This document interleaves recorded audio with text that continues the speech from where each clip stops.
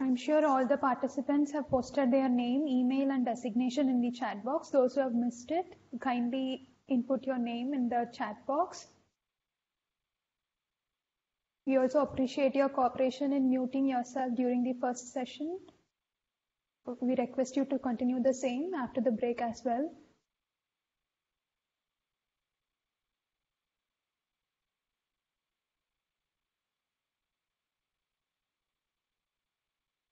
We would have Martina presenting for us after the break session as well. She will be presenting second part of her presentation.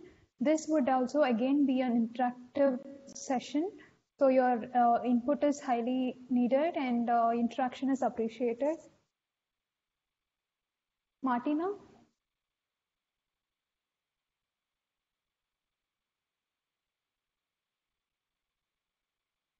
It's gone to fetch coffee or tea. Doesn't come back. Yeah, I think. You can wait 2 minutes more, Shashi. Sure, yeah.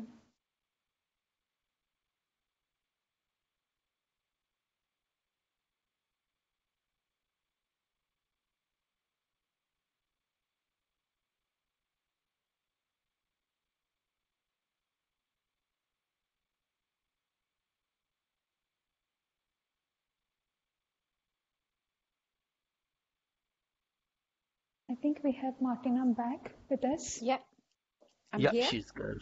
Do we have all the participants? Sorry, I just grabbed a quick 10-minute lunch. Okay, so can we continue? Sure. Please go ahead. Okay. So the next presentation will be on knowledge management and communication strategy for this project, which is really, really important as well. We have not been talking about it in the previous meetings much, but this is the chance to really go into depth. And again, it's going to be an interactive presentation, and I really would appreciate if you could engage a little bit more. So you have all seen the project document. One of the expected project outcomes is the development and implementation of a strong overarching knowledge management strategy and functional capacities, soft skills, to enhance knowledge sharing and application of biopesticides through stakeholder engagement and creation of a trusted learning environment in support of the project objectives. Now, in support of this expected project outcome, why do you think the project needs a strong KM and communication strategy? Why is it important? I mean, until now, we have been thinking about the technical aspects, about the various training in the previous session. But why do you think, let us reflect a little bit about why the project needs a strong KM and communication strategy. What are the reasons? I mean, you, the country partners, are working very actively at the local level.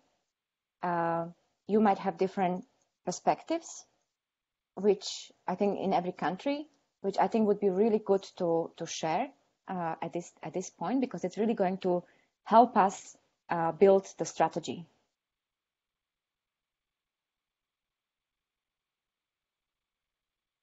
Again, you can use the chat box, or you can raise your hand. Actually, it would be very nice if you could speak up. So Sasireka will help me monitor the hands. Yeah, we have a suggestion as well. So we have participants from different countries. How about we mention a country and a person from that country represent us in presenting their views. So this is again a suggestion from our participant, Catalina, as well. So I think it's a very good suggestion. I think we should hear from all the countries. So who would like to go first and speak on behalf of their country? We would start with Singapore, maybe first. How many? Hello, this is Dr. Wu. I don't know how many participate. I actually invite Paul Leong in, Don't know Polion is here or not. Is Polion here?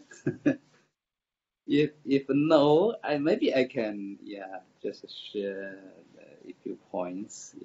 For a project like this that is really cross the continental, I think many countries involved. So you have this knowledge management that will ensure you have this. Basically, it's a knowledge retention. So even after this project, you can still keep on come back to refer to have some nice reference. This for future, it will guide your future work. For the communication,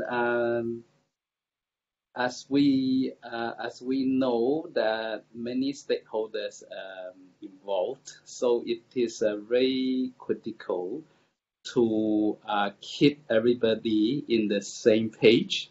So there's a kind of like a clear objective set, and also the kind of approaches we're going to take throughout the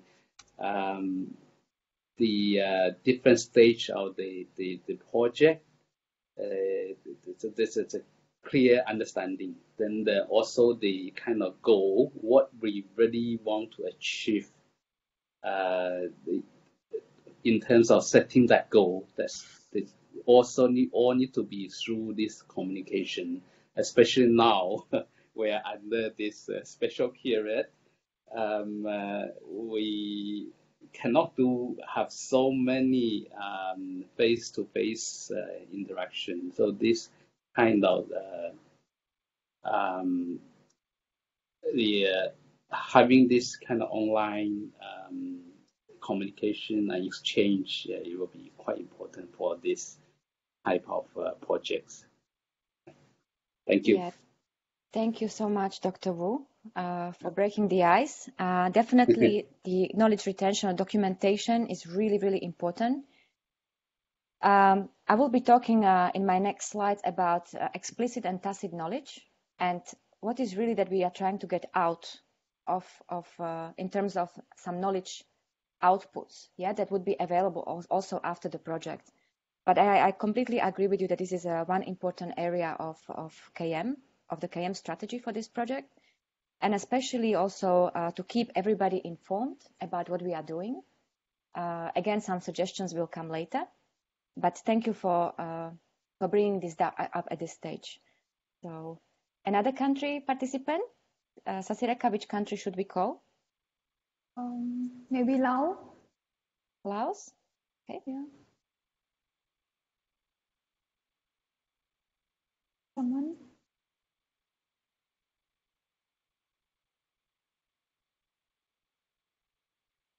We also have a new member, Pakistan. Someone from Pakistan, if you would be willing to talk, please raise your hands and we would be happy to turn on your video.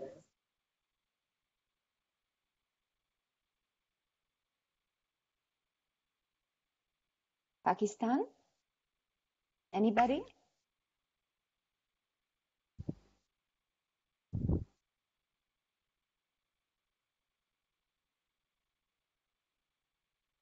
It would be really nice to see you as well, all the country participants, or at least a representative. Working under different countries, we would be having different strategies considering the norms and restrictions. Yeah, we have a participant.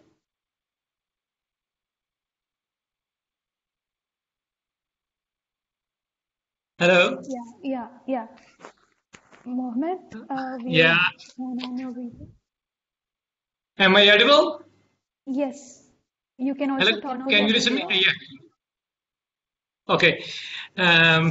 Yeah. Okay. We can try to switch on video.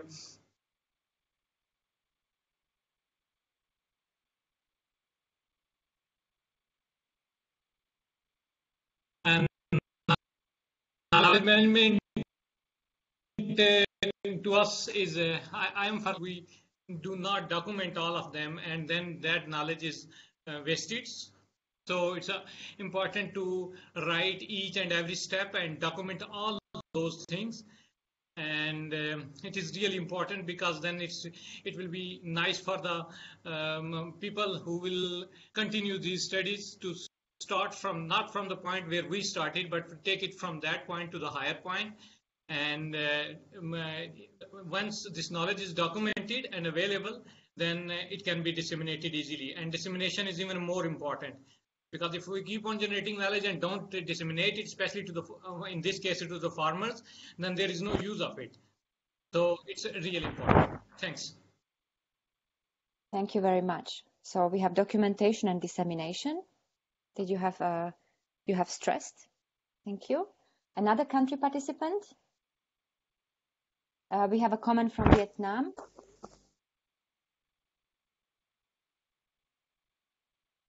It's not necessarily related to KM, but maybe somebody from Vietnam can speak up.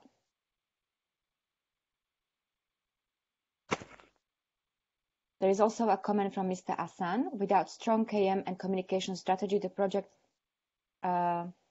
will not ensure implementation successfully. And then also Ibu Sri from Indonesia is saying that this project is a multidisciplinary work. So not only many scientists, regulators, industrials, and good decisions should be based on knowledge.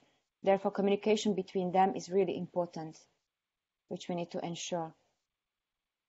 Okay, so among these different types of stakeholders. And Ravi is mentioning that KM and communication strategy is essential to engage relevant stakeholders and to have a wide outreach for farmers and to the farmers, to regulatory authorities, to industry associations, agri-export companies, domestic consumers, and to raise the level of awareness and manufacturing of biopesticides. So I think Ravi has summarized it very nicely. There is no comment from Vietnam. Any other country? I think Michael has to add on. Michael? Something. Please, Michael. Yeah, I wanted to let other countries have comments first, but if nobody else is commenting at the moment, I wanted to state, from the technical standpoint, I also understand the limitations of the project and what we're going to do. And I think way back to the initial planning grant, when we were trying to decide what crops and pesticides to look at, we were faced with a list of over 200 crop pesticide combinations of concern that we narrowed down to the number that we currently have within our project. And so from that standpoint, I realized that this project, although we will have specific targets, it really, the value of the project is really to serve as a template for future projects.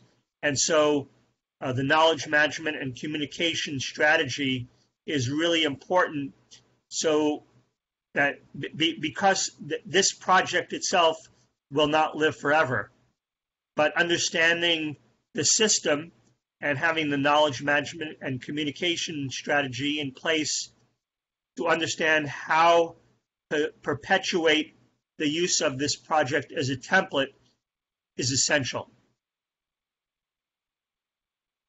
Yeah.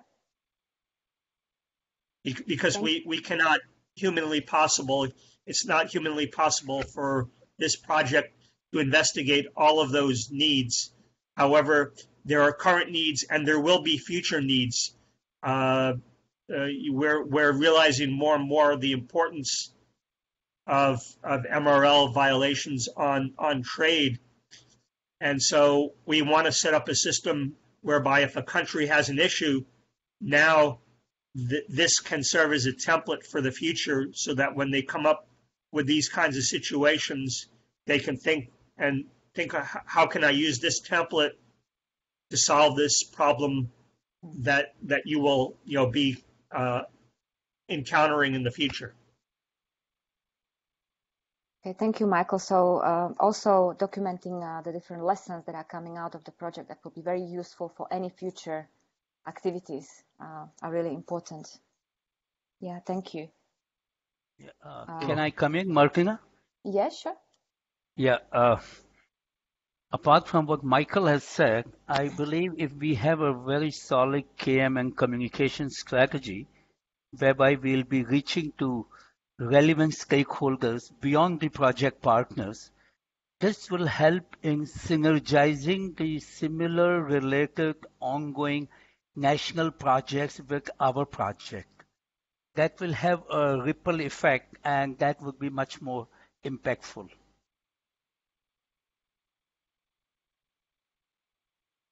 Thank you, Ravi. Yeah, this is definitely one of the key strategy elements that we need to consider, and what are the mechanisms that we are going to be using to reaching out. And in fact, what we are currently doing, Sasireka is helping us to map the stakeholders. So this is also why we are asking your contacts.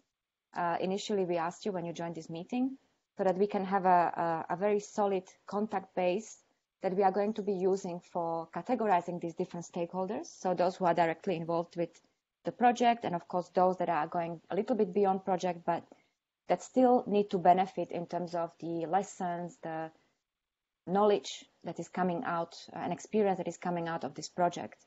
So this is something that we are going to be still working on, and we will be in touch with all of you.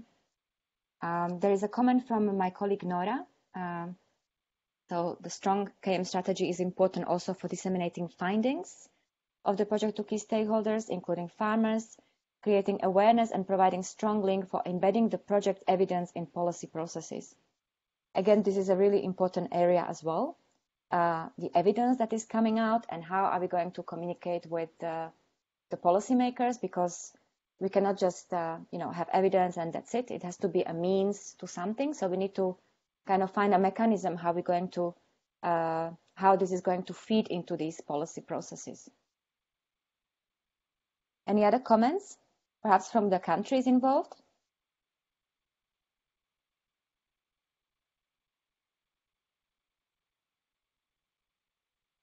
Okay, if not, we can move on. Okay, so why is KM important in the context of the agriculture innovation system? So in my earlier slide, I have showed you the diagrams of these innovation actors that are part of this agriculture innovation system. And up until recently, knowledge management has been dominated by the perception of a linear technology transfer process. So basically, there was a perception that knowledge should be transferred from research and passed on to the extension system for adoption by farmers. But this linear process actually fails in tackling contemporary agriculture development problems, their complexity, and it also largely fails in adoption and use of new technologies by farmers. Okay, so we all know that agriculture research is being increasingly called upon to contribute to solving complex problems, to rural poverty, natural resource management, and food security. And therefore, we require a slightly different perspective. And this is based on embracing this innovation system perspective that involves various actors, various sources of knowledge. So again, you remember the diagram I have shown. So all these different actors that are involved, and we just need to facilitate these linkages between them. 2 years ago, a year and a half ago, APARI has conducted a KM workshop in Laos, and we conducted a survey that was done before the workshop. It went to basically to all our NARS members, but actually also international agriculture research institutions. So basically, the survey went out to different researchers, scientists working in different thematic areas. And what we were asking them, one of the questions was, what are the key KM challenges that they are facing in the context of this agriculture innovation system? And there was a long list that we have obtained. However, for this purpose of the presentation, I have just listed the ones that are very much relevant to this project. And these are the challenges that we will probably come up with, that we will probably be facing in this project.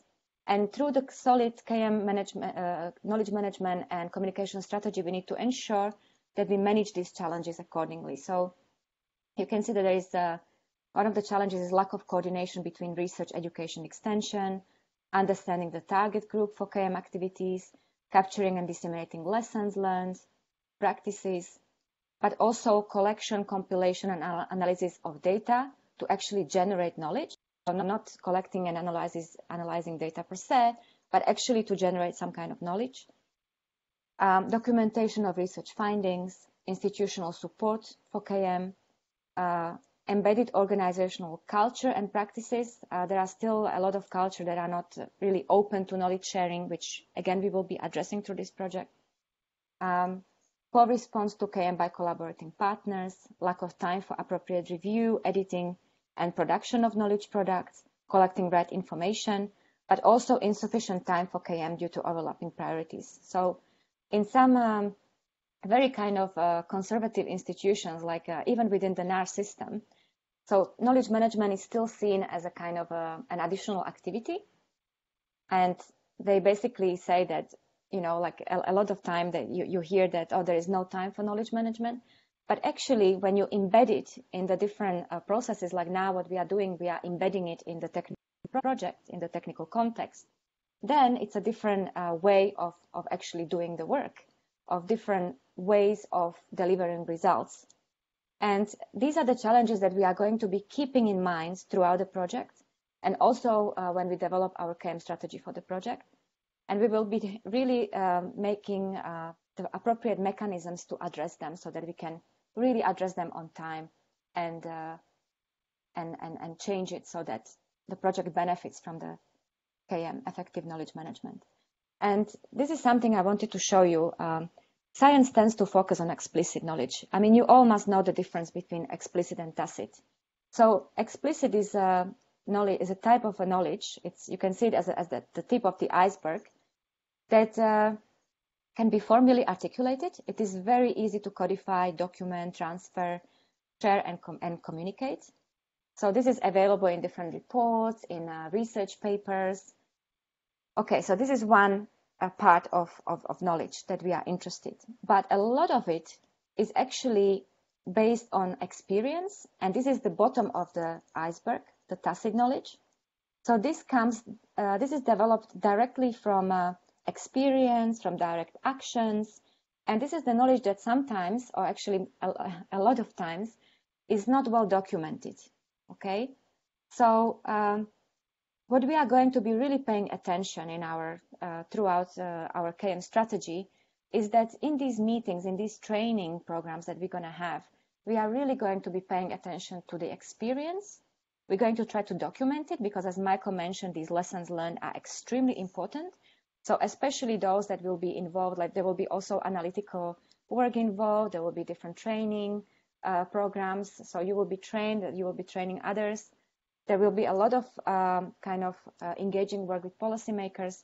So we really need to document this tacit knowledge from this project, through this project. And here, KM is playing a very crucial role, especially through facilitation, through reflection, learning, documentation, which altogether is helping to enable agriculture innovation. So by facilitation, what we mean is really to go beyond the conventional facilitation tasks, like we are used to PowerPoints and one-way communication, or communication through newsletters, or managing logistics or information sharing in a very conventional ways. But what we really are trying to do here is to foster synergies between these different actors, between people, between resources, and really to enhance their ability to make collective decisions, to collaborate, to ensure really strong implementation, and particularly to influence change, so that all these actors, all of you, will become the potential sources of knowledge and change. And here I just want to show you that knowledge management is really, it's a cycle. So we have, we capture knowledge, we create knowledge, we assess this knowledge, we need to ensure that there is knowledge sharing and dissemination. Of course, this has to be placed in the context. So here we have the technical project, we have the technical context. And of course, we need to ensure, which is very difficult, but at least we need to make an effort that it's going to be applied. And for this, we need these 5 pillars that I mentioned on the left side. So like KM strategy, processes, tools, infrastructure, and culture. And APARI has a knowledge management and communication strategy. So this is the outline for the project strategy that we have prepared based on what the project is going to do. So we have knowledge creation, knowledge sharing, capacity development in functional areas, which is part of this. Of course, communication of results, policy advocacy, and monitoring, evaluation, reporting, and learning. So these will be the pillars of the KM strategy. But now, how do we actually build our KM and communication strategy in a way that you all own the process? Because in the end, we need to ensure that, that there is your country ownership of these processes, there is commitment, and that you all contribute to the success of this project. So I have simplified this table a little bit. Of course, overall, we are trying to influence the culture, and we are all using a different infrastructure. We're not going to get into details of that. This can come later. But what we really need to focus on is what type of processes we need in order to create knowledge, to share knowledge, to develop capacities, to communicate results successfully, to advocate for policy, to engage in policy dialogue, and engage in monitoring and evaluation and learning. And same for tools. We need different tools, which all of you might have actually already, some are better than others, let's say more effective than others. We don't know, okay? So we need to find a way how to engage with you in order to find out what processes you are already using that we can kind of complement with this the work that we will be doing here in APARI, mostly the KM component. But also we need to understand what tools you have that can help us disseminate this knowledge and experiences from the project. So I have put some ideas down. There are also a lot of question marks. This was something to stimulate discussion with you, what you think about it. For knowledge creation, Michael mentioned yesterday the different analytical work that will be done. So this is something that we will be using to create knowledge. But there are also many other mechanisms that need to become part of our very targeted strategy, because we cannot forget also our audience, to whom we want to disseminate, for what purpose, what we want to achieve with that. But also when it comes to strategic communication, we need to be very clear. So I would like to now open the floor for ideas and ask you, and especially the country representatives, how you perceive the project communication strategy in these 5 areas. So creation, sharing, capacity development, communication, policy advocacy, and monitoring and evaluation, 6 areas. And you can also mention perhaps what processes you are currently using that we could even integrate into this project strategy. Of course, throughout this work, we will need your commitment. We will need some photos, which we cannot take because you are the ones who will be engaged with also these ultimate beneficiaries. At the moment, we are a little bit challenged by coronavirus, but it's not going to last forever. There will be change, I'm sure. So eventually we will all meet and we can kind of reassess this KM strategy, what has been working less well. So I think this is a really important basis for discussion to get us started and see what is really important here for this project that we need to really build the strategy upon. So I would like to open the floor. I will keep this slide on so you can see what we are planning to do. And of course, we want to fill in this table. Yeah, we want to complete it. And then have it as the strategy base for the project. So who would like to speak up and share their views?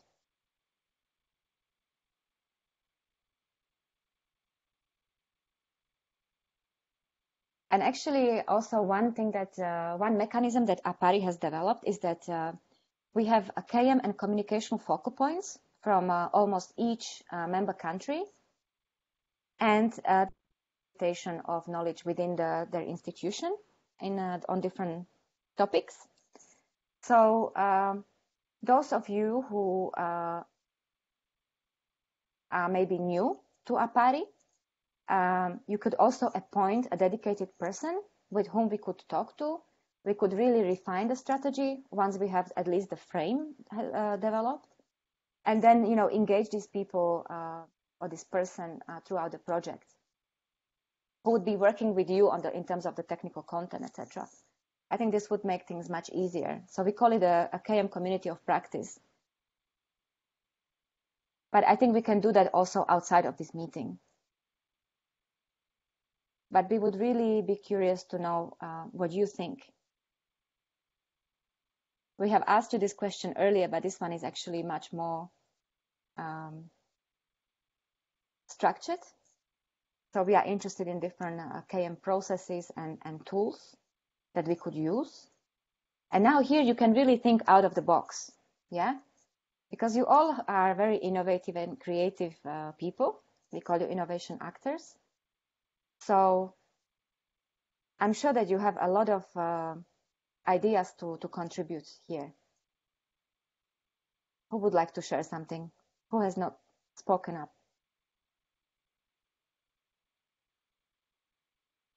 Anybody to break the ice? You could also share something which you're already following. Yeah, so Catalina just pasted a comment, wrote a comment. Communication strategy should be adapted according to the audience. To the same to talk, to convince and communicate with this audience. So specific arguments to be developed for policymakers, and perhaps more theory plus on-the-job training for farmers, information for journalists. Yeah, I completely agree, Catalina, with this, that it has to be completely adapted to the audience. And this is also the reason why we are now doing this stakeholder mapping with the help of Sasireka. We have developed this contact base, which now we are going to be mapping according to the different stakeholders, for which we are going to be preparing the different strategy. Yeah, so we're going to think like we're going to be categorizing them according to what type of information they need to receive, in which format, and for what purpose. So of course the policymakers, they need a different type of information than, for example, farmers or scientists. So we will keep that in mind. And in fact, we will be also aligning with the STDF communication strategy as well. Thank you for your comment.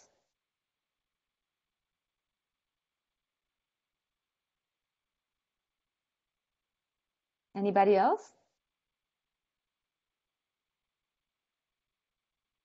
Please raise your hands. There will be no more interactive sessions afterwards. So now is your chance, so we can see you also.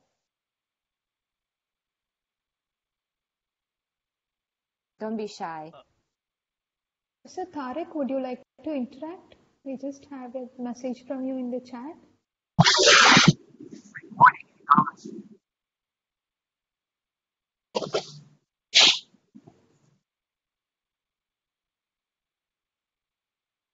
Dr. Tariq?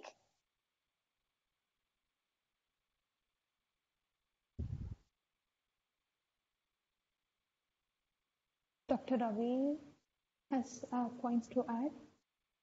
Ravi, please go ahead. Yeah. Here in this project, we have mainly the APARI member countries, but some are not APARI member countries. like Indonesia or Cambodia or one more.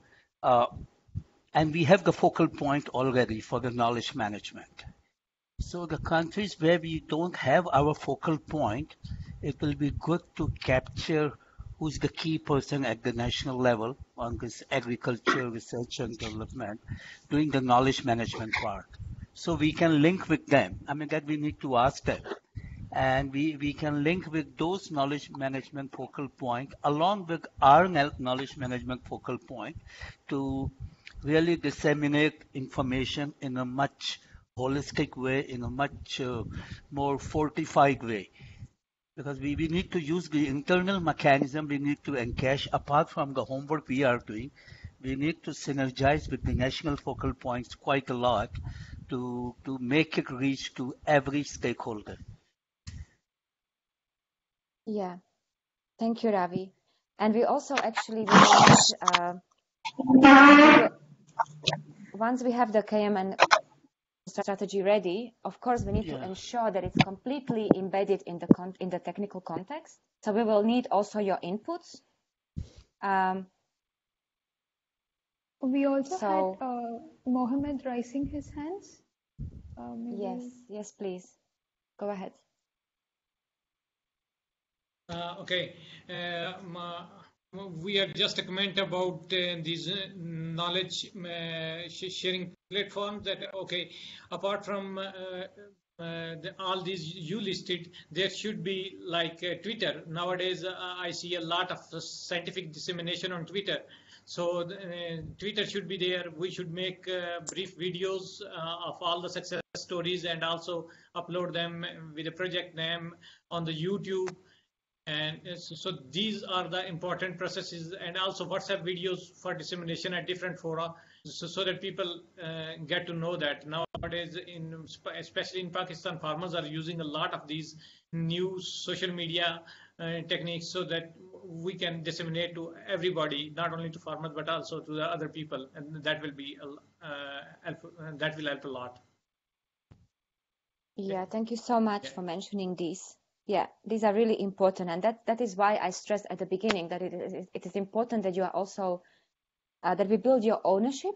So of course we cannot go to the field and take videos or going to a lab. We will not always be present in this technical training. So you can really help us to document these success stories, document through videos. We are planning to develop the different social media tools for the project. But of course, we need the content, and the content comes from you. So we will really need to ensure that you are responsive, that you communicate with us on a regular basis, and we all ensure smooth collaboration. Is there anybody else who would like to add anything? Dr. Tariq, are you still available? Can you hear us? Would you like to talk? We lost your connection before. Yes. Hello. Yeah, we can hear you. Please go ahead.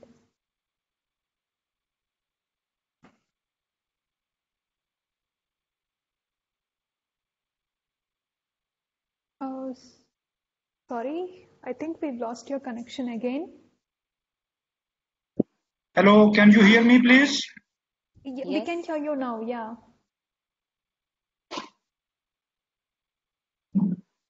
Please give your suggestion. Hello. Doctor, we can clearly hear you. Ahead. Please go ahead, yeah.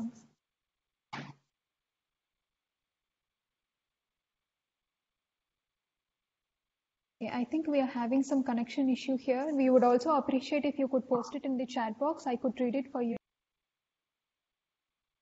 We also have one more suggestion from Catalina.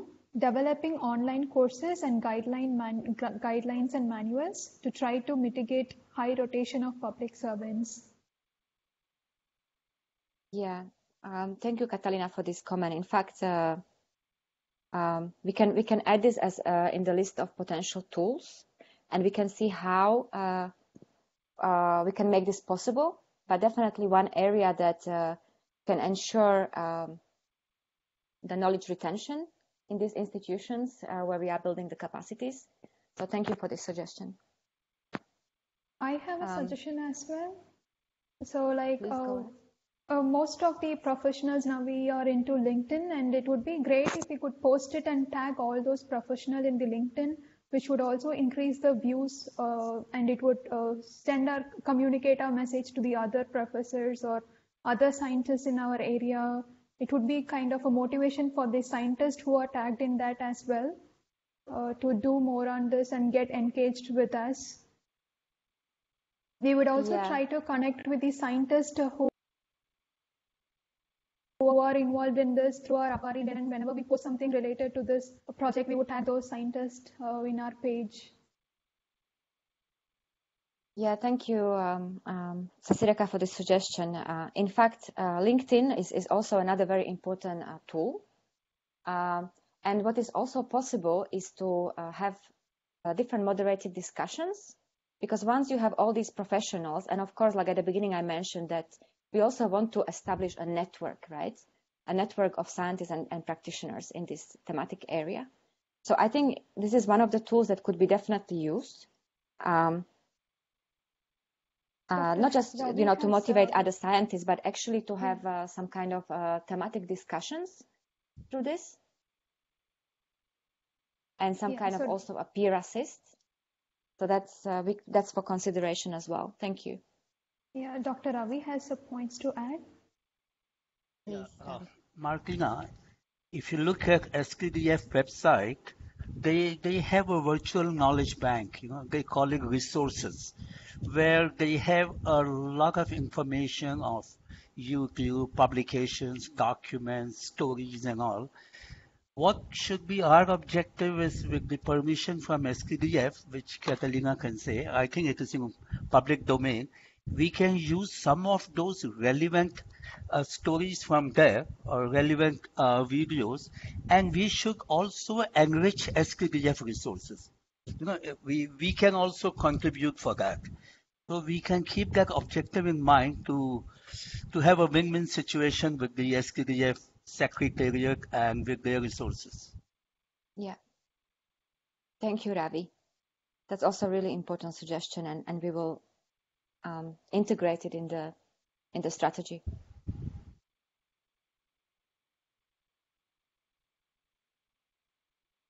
Thank you. Mr. Tariq again? No? He had some network issues. Hello. Would you like to? Okay, there you are. I am listening. Mr. Please Tariq, go would you ahead. like to make a comment? If you want, you can also use the chat box Okay. if you are worried about the connection. Yeah. Is there anybody else?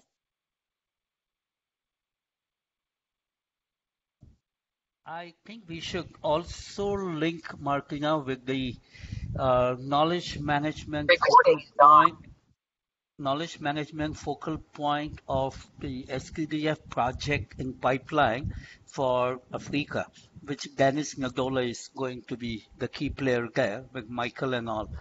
So, and maybe the one which is going to come up with Latin America. There we need a very intensive, more of a knowledge sharing mechanism.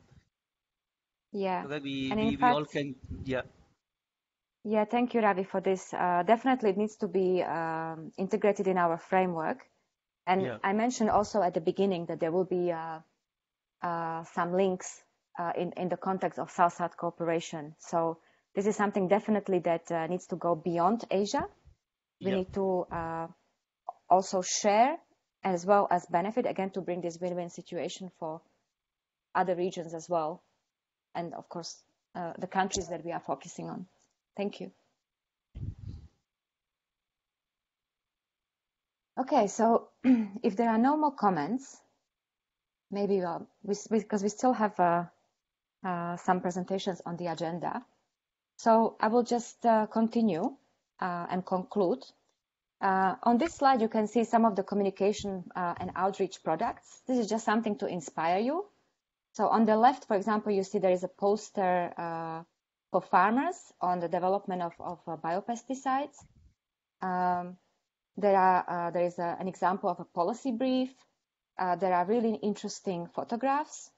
So this is really to motivate you to take some photos to share with us so that we can use them for these different knowledge products that we will be preparing, but also as for documentation, because photos can actually be very powerful tools to be used for documentation. There are also like different products for farmers or different tools that we will need to consider as well. And I really hope that also like when we meet face to face, we will be able to brainstorm even more about your experiences, what you are using currently, and how we can actually build on that in order to reach out, not just to farmers, but of course policymakers and scientists and industry, so all these different stakeholder groups. So with this, I would just like to mention the way forward for KM and communication. So we will prepare the strategy with a performance framework, which we will be linking to our monitoring, evaluation, reporting and learning. And it will be aligned with the STDF and APARI communication strategies. And we hope to start the implementation of it from coming October. And again, I want to mention this once again, that we really need your collaboration and commitment. And we will be keeping in touch with you. So you will see messages from me, from my colleagues in our KM team. And we are really looking forward to these interactions. Do you have any questions or comments in relation to knowledge management and communication?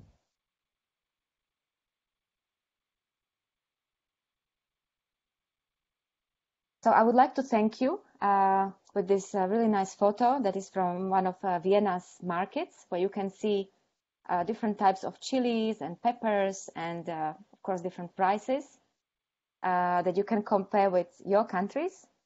So this is just to remind us, about the crops, let's say, that we are going to be focusing on in this project, but also just to conclude my presentation and thank you very much for your attention and interaction. Thank you. Thank you very much, Martina. Despite having a virtual platform, you really made it lively and made the participants interact with you throughout the presentation. We really enjoyed the presentation and would appreciate it. So thank you so much. Now, I invite Dr. Nora Omet as our next speaker. She would be presenting on monitoring, evaluation, reporting, and learning related to our project. Being involved in a collaborative project, recording and documentation would be a crucial step for successful progress. I request the participants to actively engage in Q&A session following the presentation. Dr. Omet is joining. She would be presenting for 10 minutes, followed by 5 minutes of question and answer session. Dr. Nora, please carry on with the presentation.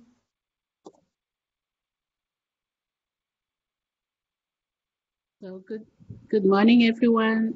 Good afternoon and good evening to everyone from where you are. And thank you for joining me on this presentation. So I will be talking on the monitoring, evaluation, reporting, and learning.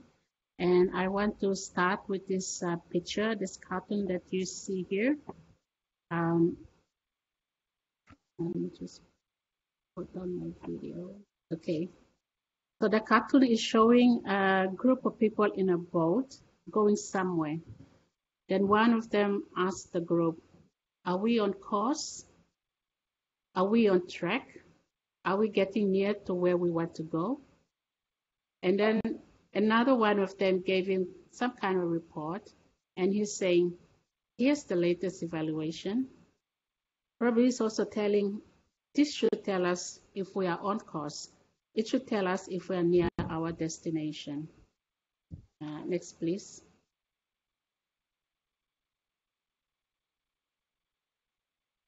So what is monitoring, evaluation, reporting, and learning, and why is it important?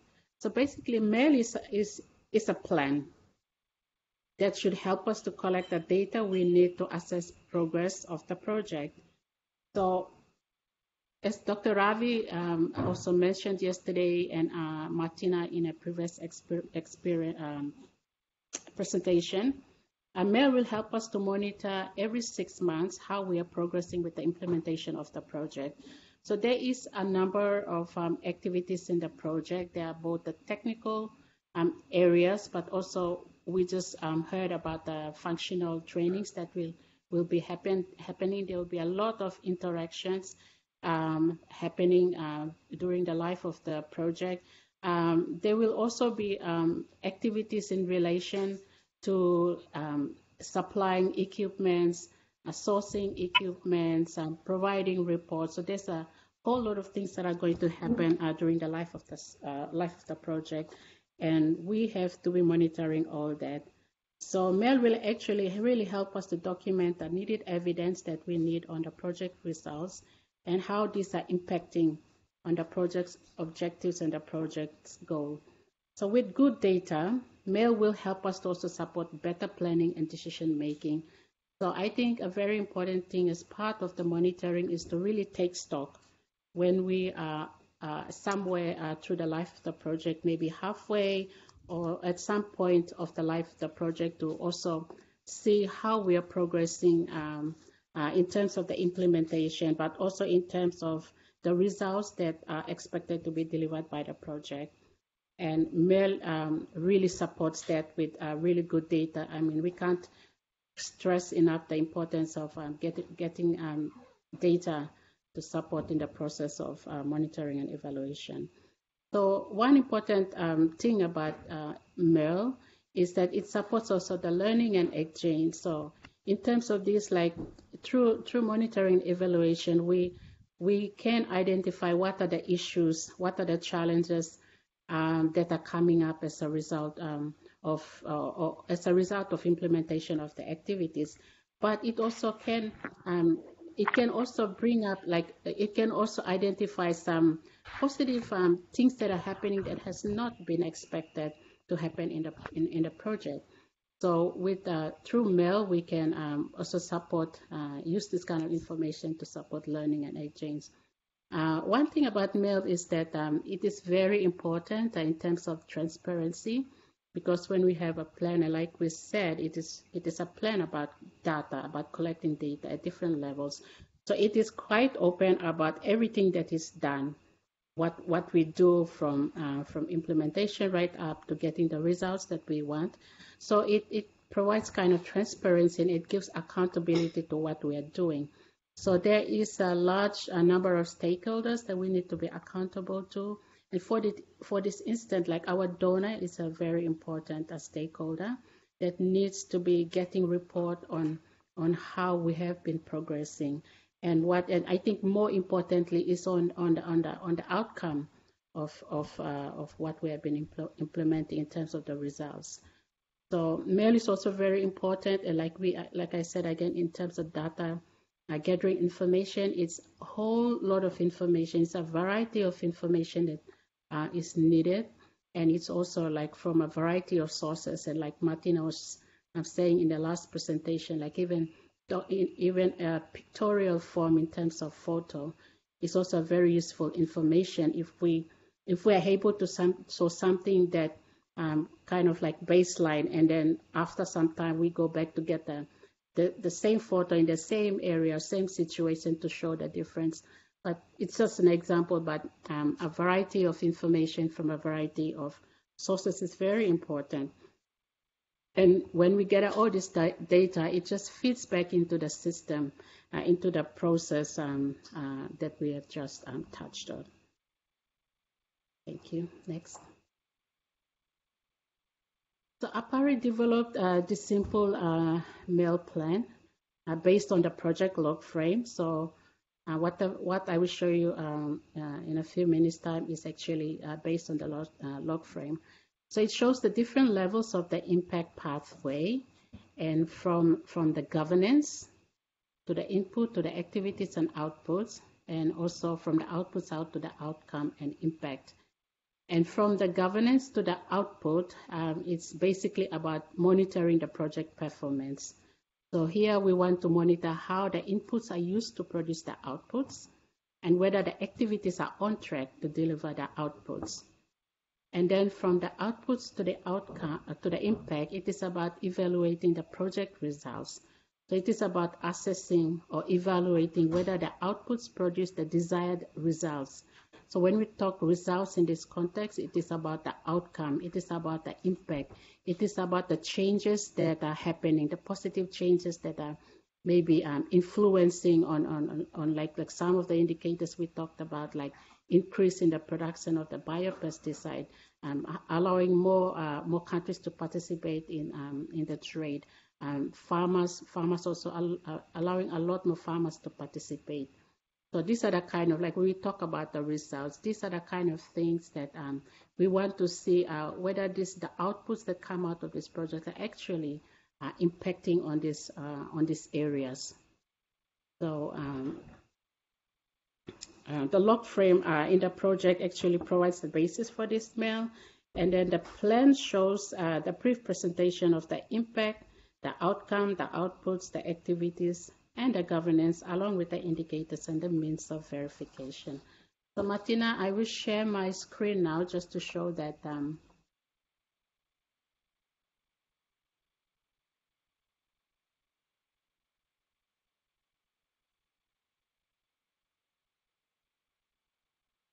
Thank you.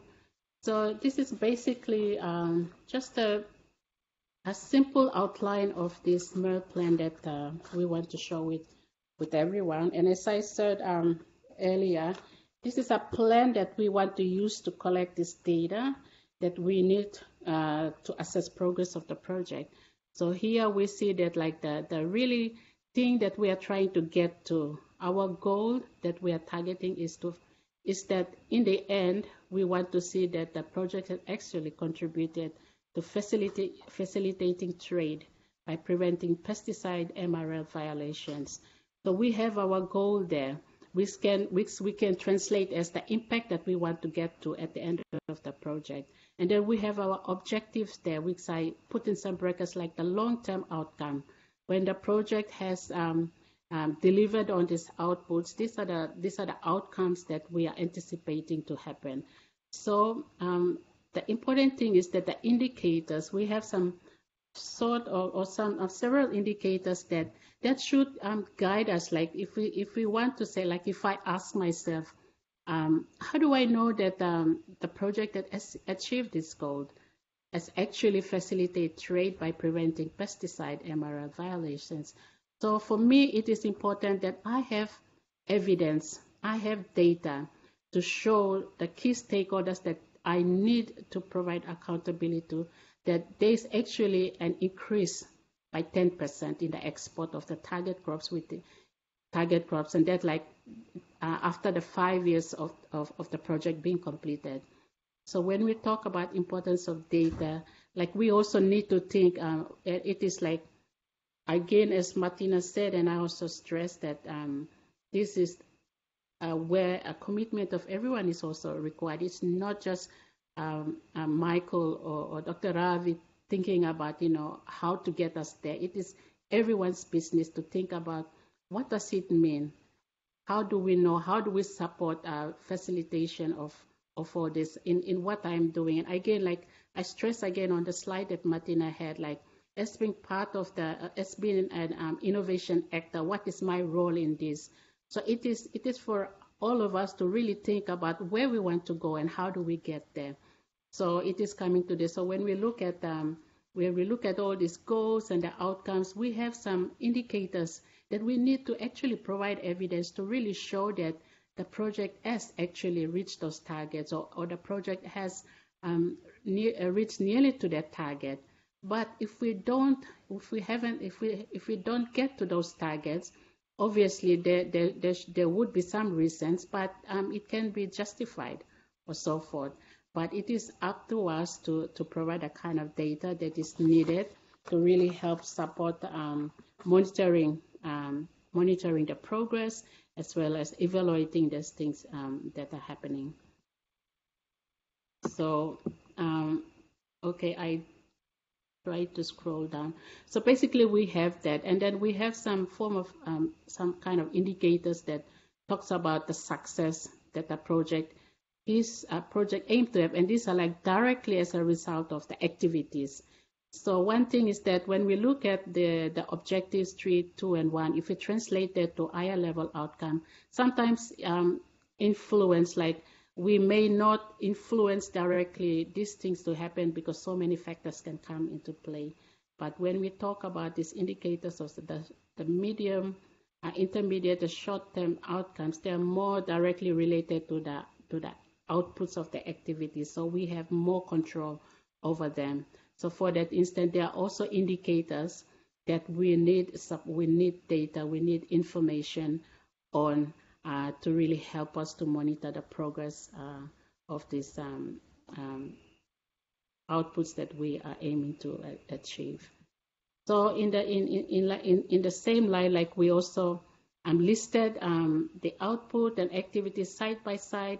And in this plan also, we also put in the work plan, and all this thing is coming from the project document, Appendix 1, which is the log frame, Appendix 2, which is the work plan, and 3 to do with the budget. So it is all amalgamating everything into this plan, and it is just telling us like the different activities that are happening, the work plan, the schedules, and then also the indicators about what kind of information we need to be getting from all this to help us to monitor the progress and also to assess the impact of the findings. So from the outputs and activities, we go down to the inputs for activities. So we actually captured all this. For example, number 2 here, where we are talking about the funds for the different activities that will happen. So we have like payment schedules, when that will happen, how does that will. So we need to get in all the acquittal and invoice. So very important also. I think when Manish will be presenting the next slide, but when he's talking to the country partners also about like some invoice, about some purchase and all that, these things are important. That needs to be supplied, to be the procedure needs to be followed well, so that we have all this evidence, these supporting documents with us to ensure our transparency and accountability also in the implementation of the project.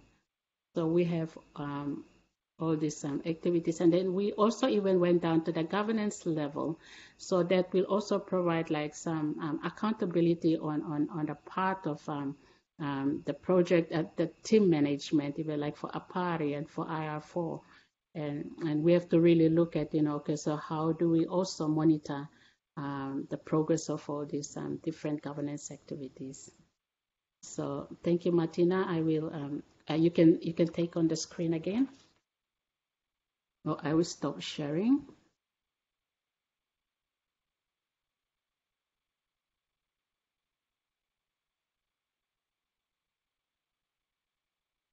Thank you very much.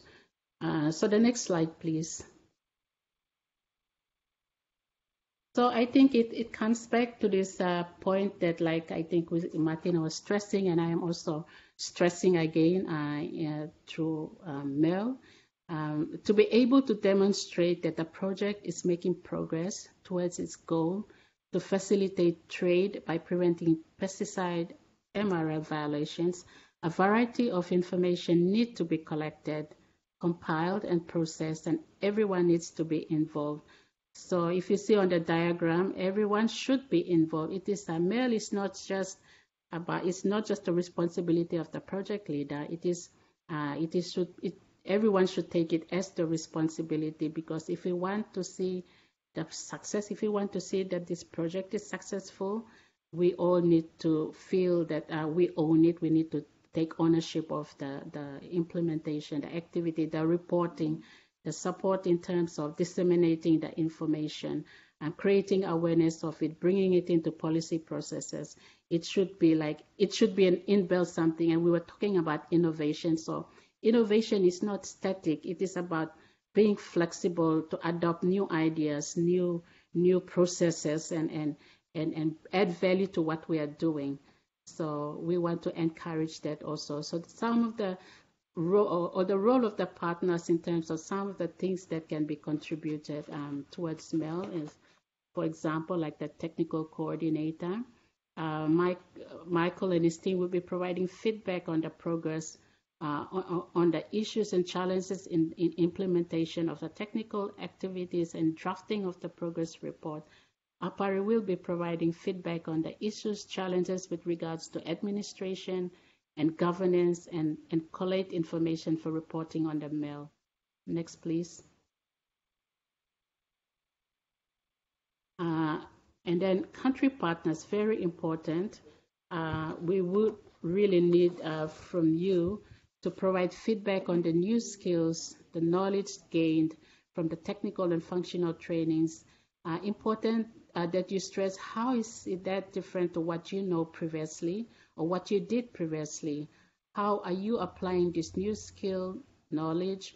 What are your views on the effect of applying the new skills on knowledge? And for example, I put put this example because I pulled out from the project document, like you're ensuring that there's improvement in adherence to strict protocols of precision and accuracy in analytical results. So what are your views on applying the new skills gained in these areas?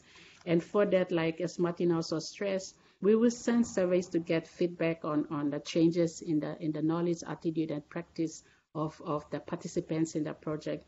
But importantly also, like because we are also talking about the farmers, and they are like the beneficiaries in the end, and they are very important stakeholders also. We've been talking about their training, their capacity building.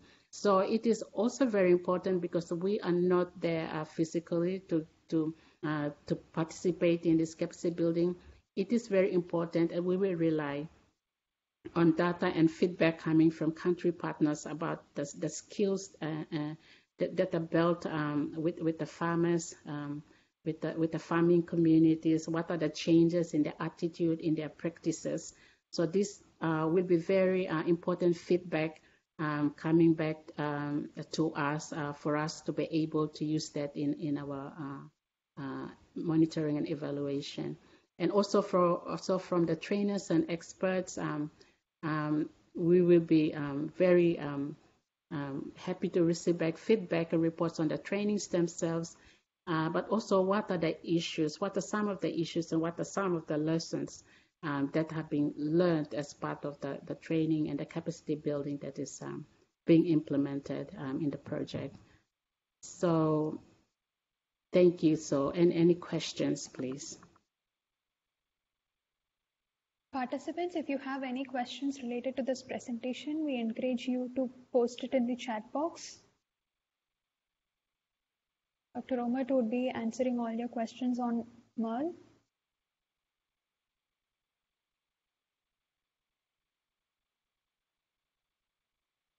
Any questions?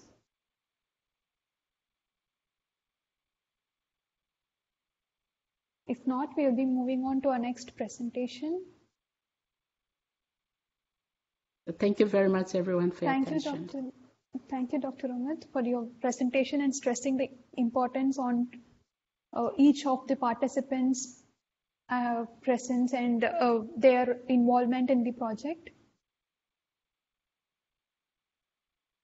We now have our last speaker for today's workshop, Mr. Manish Rai. He would be presenting the most important aspects to be considered in maintaining the finance relationship between the stakeholders, procedures for remuneration and travel allowances. We would have a very quick presentation for 10 minutes, followed by 10 to 15 minutes of Q&A session, where he would be answering all your queries related to budget and finance related to the project. Post your questions if you have while he is presenting. Thank you. Mr. Manish, please take over the presentation. Yeah. Thank you, Sasireka, for introducing me. Hi, everybody. Good morning, good afternoon, and good evening as per your locations and time zone. Today, I am going to give you a brief on the general guidelines which we are going to follow in this project related to. Can you change? Next slide, please. Yeah, related to personal cost, travel, procurement, non-allowable expenses in this STDF project, MOU and partnership discussion. So as you can see from this cartoon, please go on the previous one. Yeah, the project management unit team which is the like a lifeguard, which saying our technical team where to go, what to do, what not to do on some of the logistic front and the administrative issues and financial matter. So we will be always there to guide you, suggest you for any thing which you are required and where you have difficulties. Thanks. Next slide, please. Like like the document, supporting document for the recruitment related, basically this will, if required, done by the PARI. What are the documents that we need to show that the recruitment has been done correctly and as per the STDF requirements, like advertisement copy, interview committee recommendations, base of selection, employment contract, time sheet, project charges approved by the executive secretary of PARI. So all these are the document. If we have to hire someone, some staff in this project, we need to have all these document. Next slide, please. As you know, in this project, we have a lots of consultant, and we need a detailed report from them and the selection of theirs, so that tomorrow STDF or any audit from our donor, if happen, we have all the necessary document that can prove that all the selection of consultant and their payment has been done as per the STDF law and the law which is present in the project management team. So for that, the basic things which we need, like tendering document or justification for single source selection. If you have already selected some of the consultant, we have to give a justification that why we need that particular consultant, explaining this his or her basic information and other things.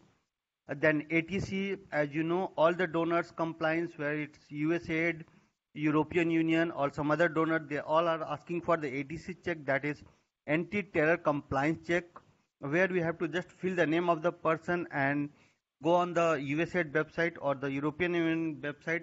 There you can see whether the concerned person is involved in that or not. If he is not involved, we can do our payments and other things related to do, or we can hire him. Consultant contract with TOR and terms of payment. Like if you are hiring any consultant, what will be his TOR, terms of reference, what activity he is going to do, he or her is going to do, term of payment, how we are going to pay him, it is like per assignment or monthly basis or per travel basis, that we have to clearly mention in the contract. Consultant invoice, confirmation of the job completing by the hire manager. This I think will be completely done by the APARI, but I am just giving you a brief on this. Approved time sheet or attendance sheet by the manager who is handling those consultant. Supporting document for any out of pocket expenses, like if they have travel or they have hired taxis, they have asked for some additional stationaries, some of the travel requirement, hotel stay. So those bills need to be verified by their line manager or their guide, and after that the APARI will able to make the payment. And proof of payment is related to the bank transfer receipt or any other document who shows that the necessary fund has been transferred to the respective consultant. Thanks. Next slide, please.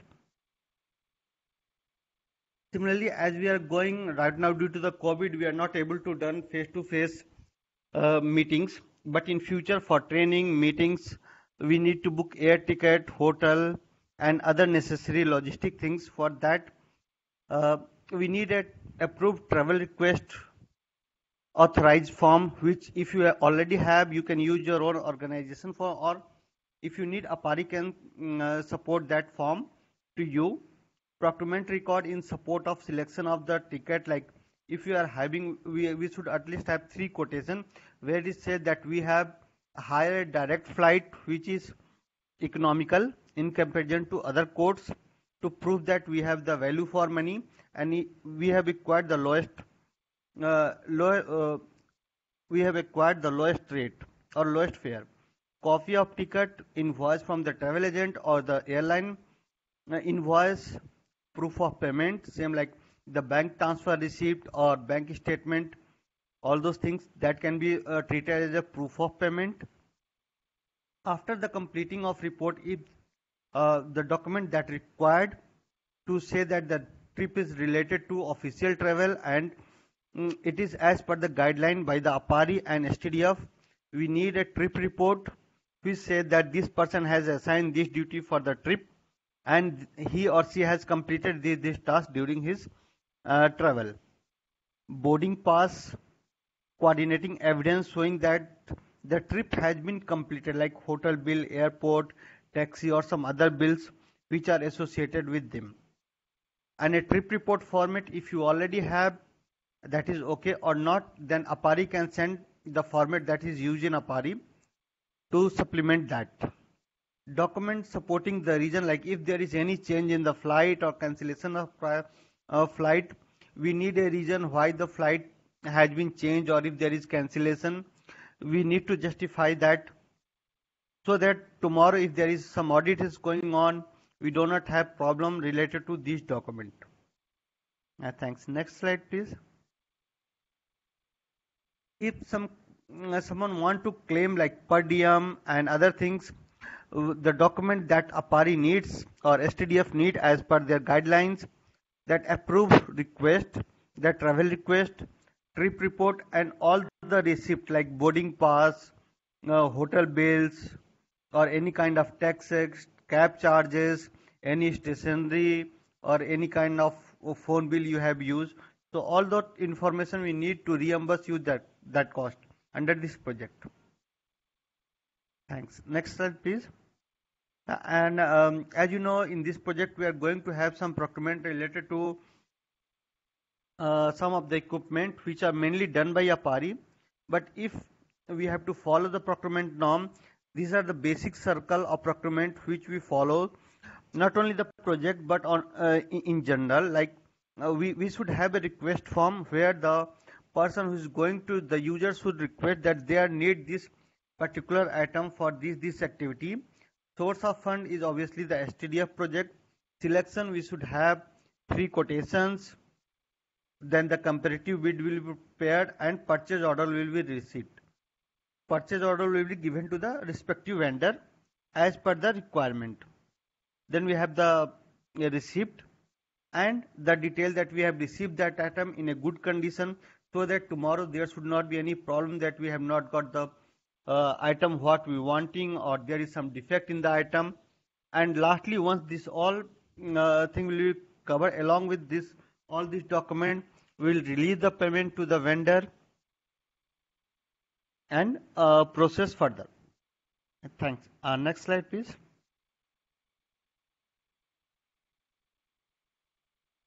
These are the few items which I have tried to explain above. Are they given in detail, like approval for purchase request?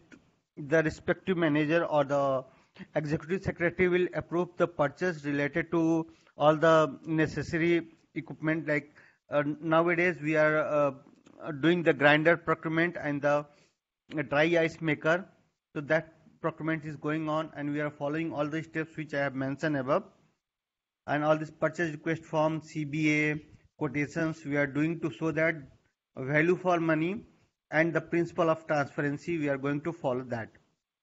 ATC clearance, again for showing that the project money is not going anywhere else, it's going to the correct person for the correct activities. Supplier invoice, delivery report or GRN, that is good received note or service received note. Once we complete the receiving of good, we should mention that we have received this model of goods, or we have received these services as per our need to make the payment. If you want, I can send the GRN or SRN format to you. Proof of payment, again the bank slip or any other evidence we show that the payment has been made to the respective vendor, and hand over final user's receipt, that the user has received the item in a good condition. Thanks. Next slide, please. There are some of the items which are not allowed in project, which I'd like to mention, so that it should not be an last burning issue at the time of your reimbursement or at the time of claim. These are mainly like exchange gain and losses, fine and penalty, taxes is related to those organizations who are exempt from taxes, so they cannot claim the taxes from APARI if they are exempted from taxes. Good or service for personal use, any item which is related to personal use will not be allowed to purchase in this project. Entertainment cost is not provided under this, this is not allowable. Cost not included in the budget, the costs which are not included in the budget, they cannot be paid unless we get any clearance from the STDF that okay, please include this cost. We are not able to cover that cost. Cost incurred outside the project period, like if we have started the project in March and something related to December 2019 or January 2019, that cannot be covered, or after the finish of the project. So if there is any cost related to any activity, please try to get the bills within the project time, unless it will not be allowed by the project. Next slide, please. Yeah, and if like there are many trainings which we are going to have, so before that training, if our partners are conducting that training, these are the necessary few steps that we need to follow the project guidelines. Like first we should have that we already have the project train budget and internal approval and donor approval. So if there is, it is same as it given in budget, there is no problem. But if some cost is exceeding or there is some other issue, we can again have to go to the donor or the our team at the APARI can decide on that. Approve workshop budget sheet if you want, APARI can provide it to you. Attendance sheet and signature of the participant who are participating in that training, and their remarks and signature. Payment sheet if we are paying them any per diem, travel allowance or any kind of local transportation, that form need to be filled by the individual and it should be signed by the individual to make the payment. Supplier invoice in case of if you have some venue, supply, food, transportation or other kind of expenses, we need to follow that. And if there is anything which is like more than 1,000, any venue place cost or any supply which is more than $1,000, we need to follow the procurement clause, that is pre-quotation, comparative bid and purchase order formalities. Thanks. Next slide.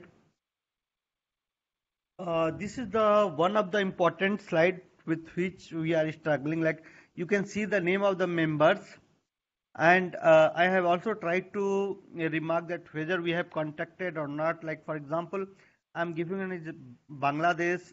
We have sent the MEUs, but till date we haven't heard anything from them that whether they required MEU or partnership agreement to move faster in this project. We have also tried to get in touch with our STDF partner in Bangladesh through our member BARC.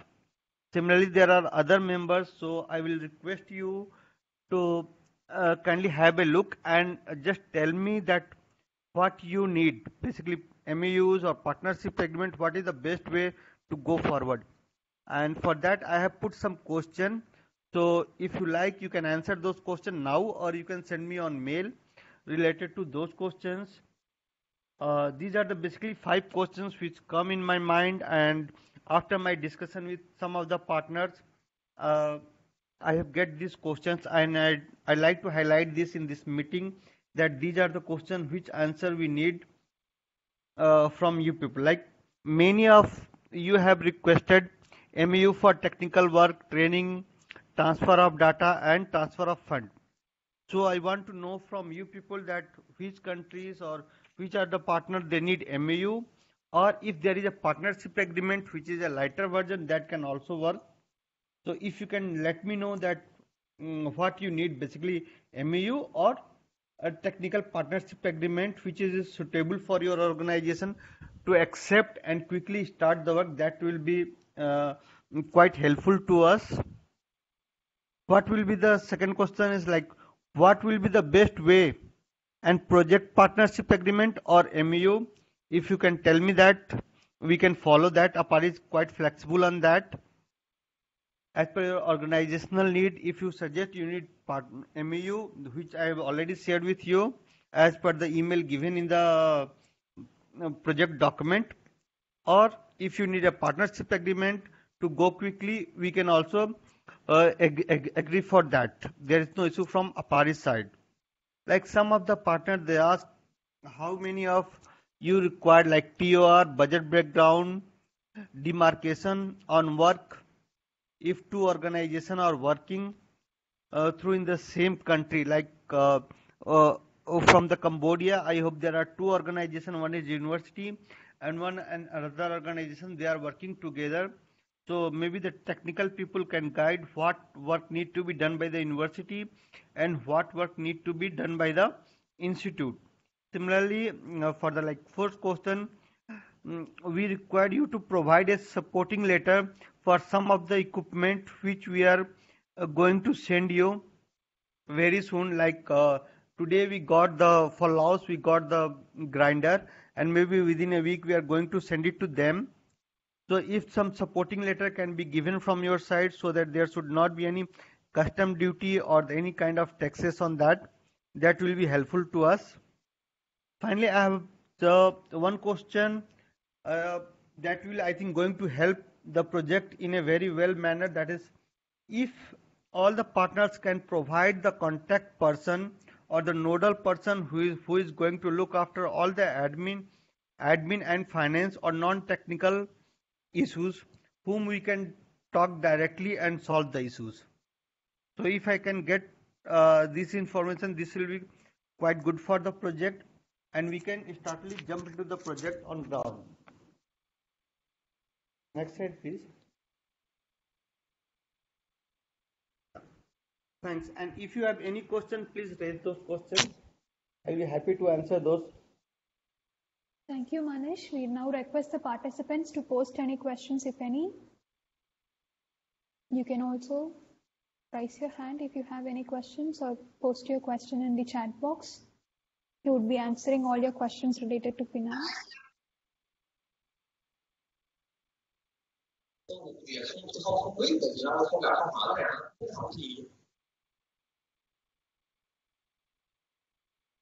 Any questions?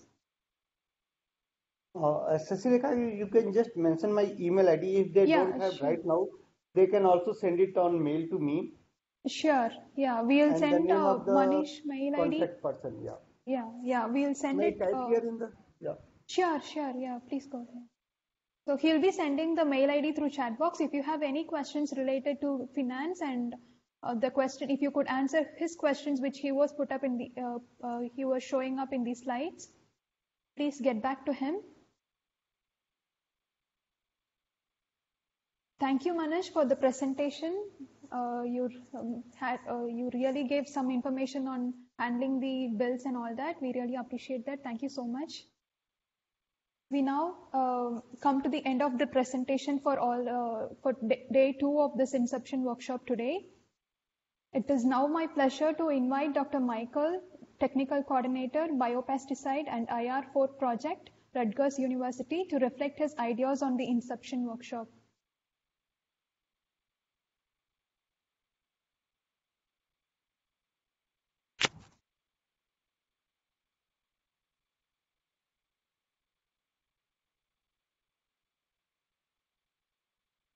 Dr. Michael? Yeah, we can see you now. Hello. Yes, I just overcame some technical problems, so I hope everybody can see and hear me. I think, first of all, again, I'd like to thank all of the presenters and everybody who has been a participant, both those that are directly involved in the project and those that are peripherally involved in the project. I think the thing that I have realized or learned through these 2 days is really it's helped me to think about this project at a much higher level and importance of in planning and developing networks to be able to accomplish what we are trying to achieve. Also, I think the importance of a longer term vision in relation to including perhaps some junior staff members to help perpetuate the knowledge transfer and being able to use this project as a template for solving future problems. I really appreciate everybody's attentiveness and participation in this Inception workshop, and for being very patient through all the challenges that we have been going through with the COVID-19 situation. Thank you. Thank you, Dr. I also like Dr. Ravi. Yeah, please go ahead. For comments. Yeah, so now I invite Dr. Ravi, Executive Secretary, APARI, to sum up his views on today's Inception workshop and provide closing remarks. Thank you. Thank you, Sasi. Thank you, Michael. Well, we had 2 hectic day sessions, very enriching. I think a lot of technical information. I hope they were digested well. And today we had a mix of technical and other kind of a presentation. To probably that would have made things lighter and maybe more practical. What I want to say here is, for the way forward, we first of all keep in our mind, this is everyone's project. It is not project of IR4 or USDA or APARI or the project partners. It's everyone's project. And we all should feel equally involved and equally responsible to contribute for the project. And second important point I would like to say is, each implementing partner, please make your project team locally. We got a long list of the project key players from their different aspects in the project. One person cannot do all. So there's a national project team, and we got a team list from Sri Lanka. Today, of course, Sri Lanka is not present as there are elections going on. We similarly got a team from Nepal, and I wish all the countries to really come up in a team way when they really take up the project, so that immediately we see a kind of a group of stakeholders. There has to be a national focal point, but we want to make it much more useful, make it reach to as many people as possible, to give the benefit to as many people as possible who are in the project or who are locally related to the project. They may not necessarily be just directly with their names here, but please make your national team where you may involve your policymakers, you may involve your technical people, you may involve your knowledge management people, you may involve your field staff or farmers or whatever. So please make your local team, which will be very useful. Next meeting, I think we'll be talking about how you have made the team and how you are looking at what comes up from your team. It will completely change the scenario of the output when we really deal with one person or two persons for capacity building in a country. And another point I would like to emphasize is, please be as much interactive as possible. Please feel free to criticize Michael or me or any of the project management people. We really want to learn from our weaknesses, from your experiences. Please feel free. Please don't shy. Give us the feedbacks where we are failing so that we can improve our kind of implementation process. And my last point is, I was observing since yesterday, this is one of the unique online meeting I personally had, where we had people from North America, where we have people from Pacific as far as Papua New Guinea, where we had people from all over Asia, which is natural, and we have people from Africa, and we have people from Latin America. What is left in the world? I don't know. So as far as my knowledge of geography goes, it is a purely global online workshop we had. And thanks to the IT, thanks to the facilities, and thanks to all of you for really coping up with time. Like someone is getting up at 5 o'clock and someone is sleeping at midnight. And we Asians benefited a lot because we were in the right time zone to really be there. So without saying much, I would like to stop here, profusely thanking Michael and USDA, all the experts, all the project implementing partners, and all those who had patience to attend the workshop, whether they were directly involved or not. Whomever we sent the invitation, they have tried to attend. I can't name every one of them, but I thank each and every one of you. And thanks to my APARI staff for really making arrangement of all the logistics, things behind the scene, which really matters a lot in the overall show. Thank you. Thank you, one and all. Over to you, Sasirekha.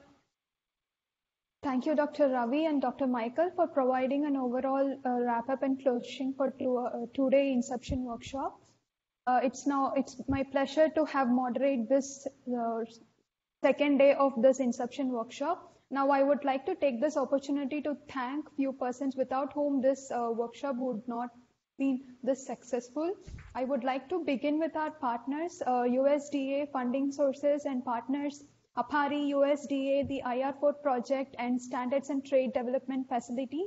So I would like to place a special mention for Catalina for attending the workshop for 2 continuous days and providing her inputs. I would like to thank Dr. Michael, technical coordinator, who has been coordinating all these speakers for the first day workshop as well as coordinating the presentations for the second day as well. Thank you, Dr. Michael. And I would like to thank Dr. Ravi, Executive Secretary APARI, who has been motivating and supporting the APARI staff to successfully conduct this 2-day workshop. Thank you, Dr. Ravi. I would also like to thank all the participants, especially the who are we know that we are in different time zone and you have been participating despite the extended time because this was a interactive session, we had to go beyond the time limit that we had. We really appreciate your patience to join us throughout the end of this webinar. I also see a lot of presenters and speakers from yesterday, like Stefan, Nan, and Dr. Wu, who joined. And I hope Stefan is still awake. Thank you, doctors. Thank you all the speakers for joining us. I would like to place a special mention for today's speakers as well. Ms. Martina, Manish and Nora. So thank you so much for your wonderful presentation and making this session interactive and informative for the participants. We really appreciate all your efforts. Last but not least, I would like to thank all my colleagues who are behind this technical success of this webinar. Nui, Sel, Jack, and Karat. Without them, this would not have been a success. They tried muting and controlling the IT and operating the Blue Jeans and all that. So we really thank you all. It's been such a pleasure. I could really see that this 2-day Inception workshop has been such a huge success by the participants, and participants, you really made it a huge success. We really thank you again. We now request all the speakers and participants to turn on their video for a quick photo shoot. I'm sorry if I have missed anyone. Please, I apologize if I have missed your name. Thank you all. Oh, yeah.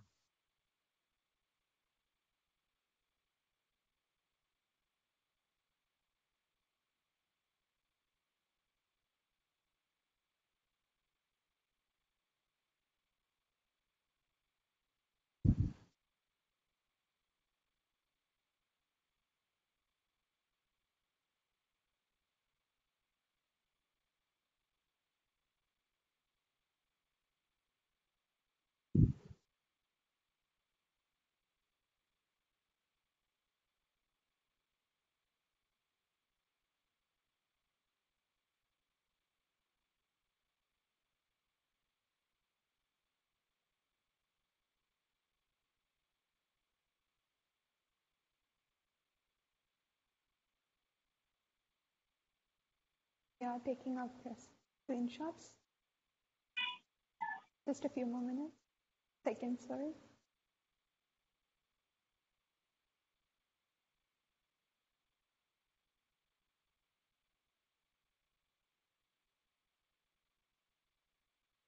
I hope my colleagues have captured as well. Thank you so much. Thank you all for your cooperation. Thank you. Thank you, Cecil. Thank you. Bye Thank bye. you for all your help. Everybody. Bye-bye. Thanks, Michael. Have a nice weekend. Bye bye. Bye. Okay, thank you. See you soon. Thank you, everybody. Thank you, each and every one of you. Yes, yes.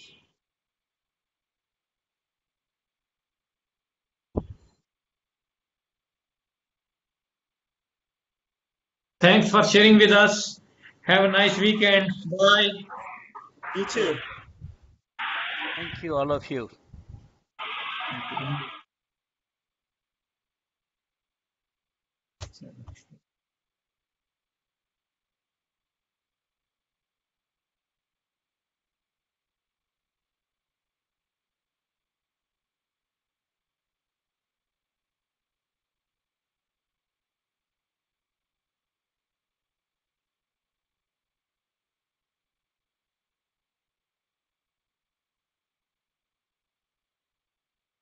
Thank you, Dr. Ravi and Dr. Michael. Thank you. It was such a great workshop.